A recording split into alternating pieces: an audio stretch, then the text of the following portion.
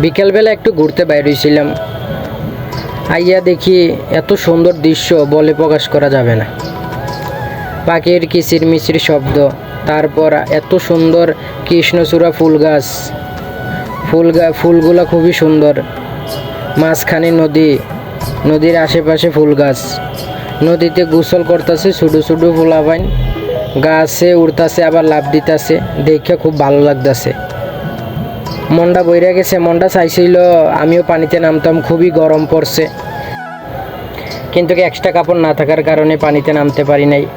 ছোটো পোলাপাইন বলতেছে ভাই আসেন আসেন নিচে নামেন, পানিটা ঠান্ডা আছে, কিন্তু কিছু করার নাই। এরপর দেখি নদীতে আবার মাছ ধরতেছে বড়শি দিয়া, দৃশ্যগুলো খুব সুন্দর লাগতেছে। তারা বড়শি দিয়া মাছ ধরতেছে, এটা দেখার পর একটু দাঁড়াইলাম, প্রায় 10 মিনিট দাঁড়াইছি। দাঁড়াইয়া এরপরে দেখি না একটা মাছ ধরছে বড়শিতে, তবে যেই মাছগুলো ছোটো ওই মাছগুলো আবার ছাইরা দেয়। এরপরে আবার যেই মাছগুলা বড় মাছ ওইগুলো আবার ধরে।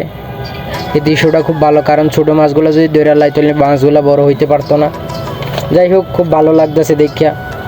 তবে একটা জিনিস না বললেই নয়, ফুল গাছগুলো অনেক সুন্দর, এত সুন্দর যে বলে প্রকাশ করা যাবে না।